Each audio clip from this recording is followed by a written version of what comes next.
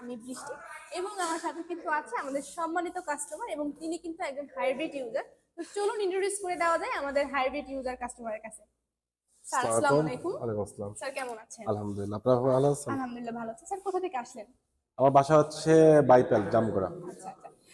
Sir recently আমাদের কাছ থেকে হাইব্রিড বাইকটি পারচেজ করলেন। তো এত মডেলের বাইক থাকতে হাইব্রিডটি কেন ছিল আপনার মেইন টার্গেট বা মেইন উদ্দেশ্য নেওয়ার জন্য? যদি একটু অ্যাকচুয়ালি বলতেন। আমি লং টাইম থেকে ইয়ামাহা ফ্যামিলির সাথে জড়িত। আমি ম্যাক্সিমাম মডেলের বাইকে আমার ইউজ করা হয়েছে। তো লাস্ট আমি ইউজ করতাম হচ্ছে ভার্সন 4। তো ভার্সন 5 মানে হাইব্রিড যেটা, এটা আসার আগে থেকে লং টাইম ধরে ইউটিউবে আমরা দেখতেছি এর কি কি চেঞ্জ আসছে। তো এই চেঞ্জ দেখে মূলত আমি ভার্সন 4 থেকে হাইব্রিডে আসা।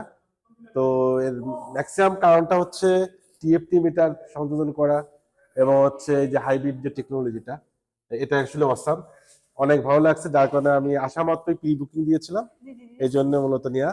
আর যদি ডিটেলস বলি তাহলে সবচেয়ে বড় হচ্ছে যে টিএফটি মিটার যেটা বলতেছি, এভিয়েশন দেখা যায়, গিয়ার শো করতেছে, তারপরে সিটিং আছে, তারপরে ইউটিউবেও অনেক সাপোর্ট করে।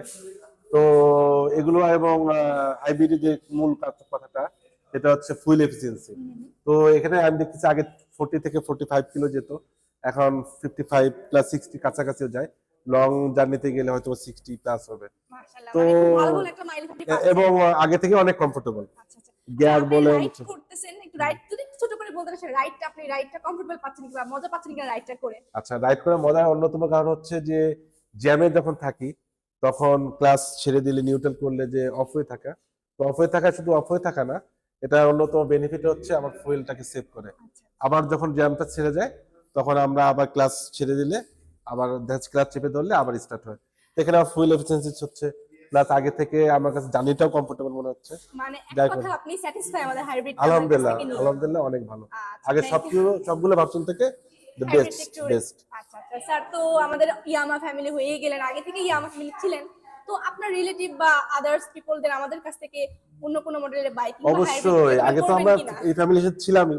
এখন আমাদের বন্ধু বান্ধব সাইকেলে যায়, সবাইকে বলি যে কোনো বাইক না, শুধু ইয়ামাহা এবং ইয়ামাহা। থ্যাংক ইউ স্যার, এত সুন্দর করে একটা রিভিউ আমাদের কাছে শেয়ার করার জন্য।